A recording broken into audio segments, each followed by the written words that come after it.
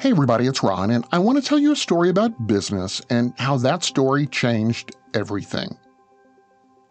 The lamp on Branch Rickey's desk is the only light still burning in the room.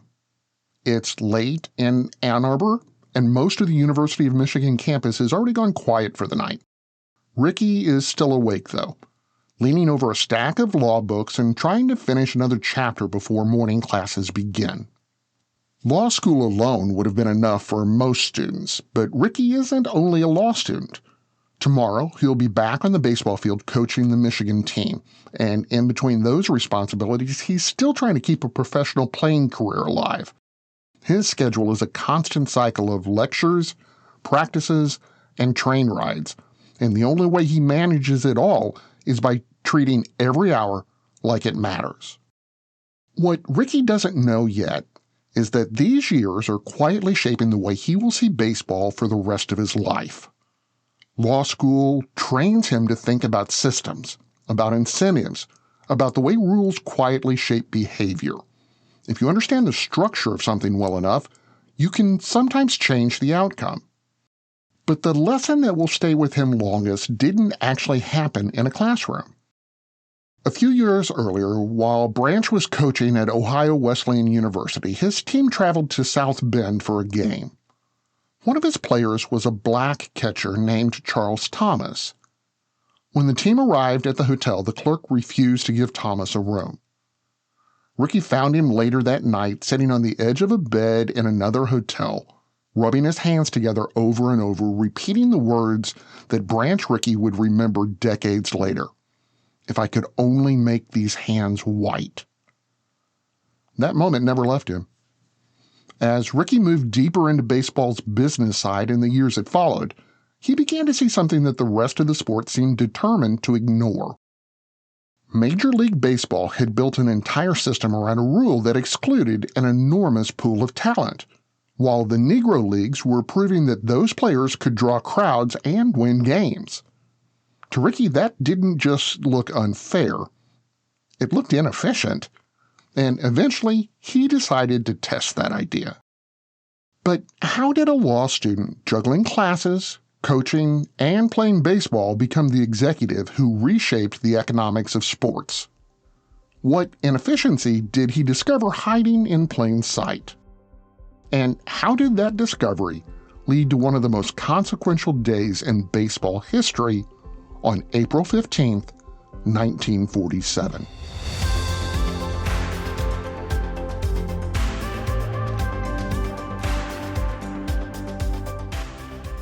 From Business Basics, I'm Ron Trucks, and this is Business History, the daily podcast where we explain stories that changed business forever. Every date on the calendar has a story where business reshaped the world. Today, April 15th, that story takes us to 1947, the executive who repriced baseball's talent market. On April 15th, 1947, a baseball player by the name of Jackie Robinson walked on to Ebbets Field wearing a Brooklyn Dodgers uniform. For most people, that moment is the story. A barrier that stood in Major League Baseball for generations finally broke, and Robinson's presence on the field became one of the most recognizable turning points in American sports history. But for the man who made that moment possible, it was only the latest step in a much longer pattern. Branch Rickey didn't become a baseball executive because he failed as a player. He became one because he kept noticing things other people ignored. His own playing career in the early 1900s was short and uneven. Branch caught for a few professional teams, including the St. Louis Browns, and the experience taught him quickly that he was not going to become a star on the field. But the game fascinated him in a different way. He paid attention to how contracts work, how teams acquired players, and how money quietly shaped decisions that fans never saw. His legal training reinforced that instinct. Baseball, he realized, was less of a sport than a complicated system of incentives, rules, and ownership structures. If those rules changed, the economics of the entire game could change with them. He first put that thinking to work in the 1920s when he became an executive with the St. Louis Cardinals. At the time, Major League Baseball relied heavily on independent minor league clubs to develop players. When a young star emerged, big league teams simply bought the contract, which meant talent could become expensive pretty quickly. Rickey believed there was a better approach. So, instead of purchasing players from independent teams, the Cardinals began quietly buying the minor league teams themselves. By controlling dozens of affiliates across the country, Branch created a pipeline where young players could be signed early, developed within the organization, and moved up through multiple levels of competition. It was the beginning of baseball's modern farm system. That strategy transformed the Cardinals almost overnight. St. Louis developed wave after wave of inexpensive talent, turning a small market team into a powerhouse while competitors struggled to keep up. But as Branch Rickey studied baseball structure, he kept seeing the same pattern repeat itself. The sport was full of blind spots, and one of them was far larger than the rest.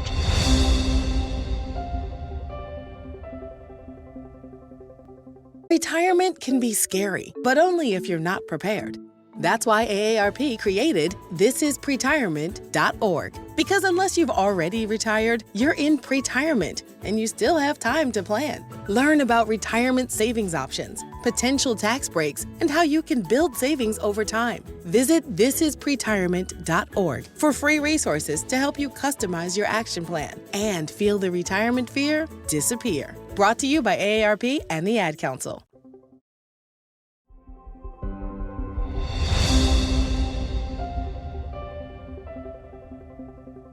By the mid-1940s, Branch Rickey had moved to Brooklyn and taken control of the Dodgers.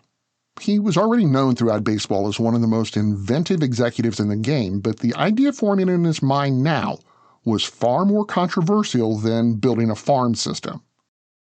For decades, Major League Baseball had operated under an unwritten rule that kept black players out of the league. The rule was never formally written into the books, but every owner and every executive understood it. Black players were simply not to be signed. Instead, many of those players built their careers in what became known as the Negro Leagues.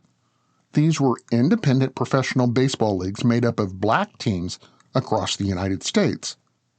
Clubs like the Kansas City Monarchs, the Homestead Grays, and the Newark Eagles played full seasons, traveled constantly, and drew large crowds in cities that Major League Baseball either ignored or underserved. The quality of play was extraordinary. Some of the best athletes in the sports were competing there, but because of segregation, they were locked out of major leagues. And Branch Rickey had been thinking about that gap for a long time. Ever since a night, years earlier, when he had watched one of his own players sit on the edge of a bed, rubbing his hands together with a towel, wishing he could somehow change the color of his skin just so he could play the game without barriers. Rickey never forgot it. And now, as he studied baseball structure, the conclusion felt unavoidable. If elite talent already existed outside the major leagues, and if thousands of fans were already paying to watch those players perform, why was Major League Baseball refusing to compete for that market? Rickey began quietly searching for the right player, someone talented enough to succeed in the majors, but disciplined enough to withstand the hostility he knew would follow. That search eventually led him to a young infielder playing for the Kansas City Monarchs, a player by the name of Jackie Robinson. When Robinson arrived for their first serious meeting in 1945, Rickey didn't begin by discussing batting averages or fielding ability. Instead, he spent hours describing the abuse Robinson would almost certainly face from opposing players, hostile crowds, and even some of his own teammates. Branch wanted to know whether Robinson could endure it without retaliation. Not because the insults were justified, but because Rickey understood the stakes of the experiment he was about to run. If the plan worked, the Dodgers would gain a competitive advantage that other teams had ignored for generations. If it failed, The backlash could shut the door on integration for years. 2 seasons later, the moment arrived. When the Brooklyn Dodgers took the field for opening day, Jackie Robinson stepped onto the grass at first base. And Major League Baseball's labor market changed forever.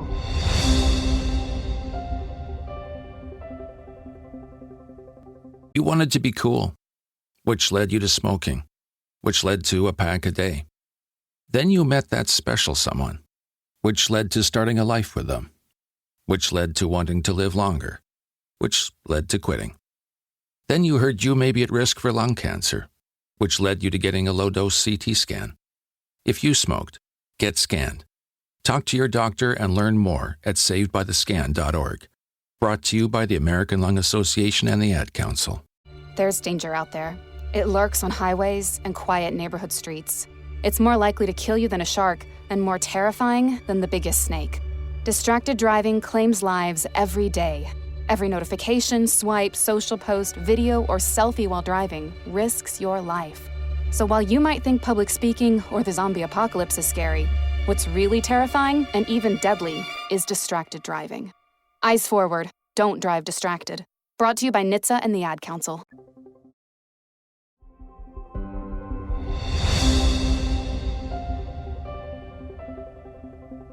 What happened next was exactly what Branch Rickey believed would happen.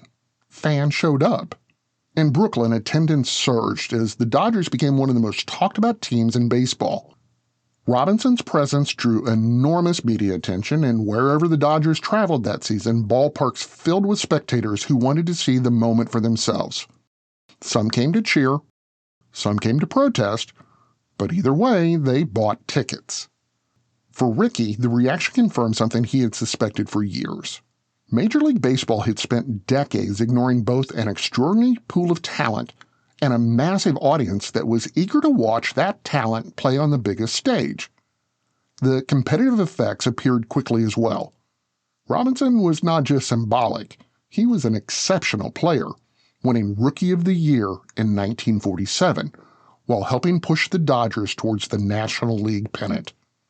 Other teams could see the advantage forming right in front of them. And once that advantage became clear, the economics of the league began to shift. Other franchises slowly started signing black players of their own. Stars who had built careers in the Negro Leagues began entering Major League Baseball, bringing both elite performance and new fans with them.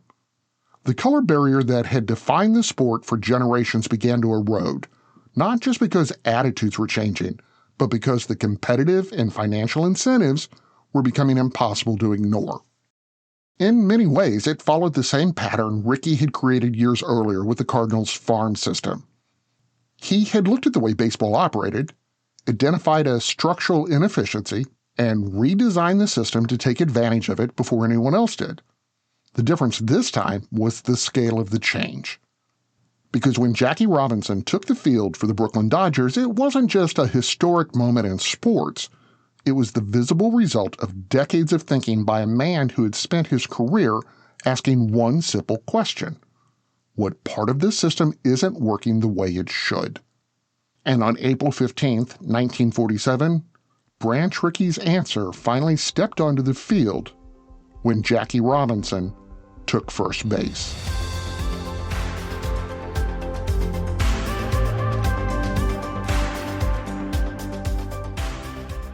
I'm Ron Trucks, and this is Business History, the podcast that finds the turning points behind the headlines. To hear more stories like this, follow us on Apple Podcasts, Spotify, YouTube, or wherever you listen. And do me a favor, if you're enjoying the stories, please don't forget to subscribe and leave a quick review. It helps more people find the story behind the business. And if you want to actually understand business without the fluff or the buzzwords or the MBA language, start by visiting us at businessdailypodcast.com.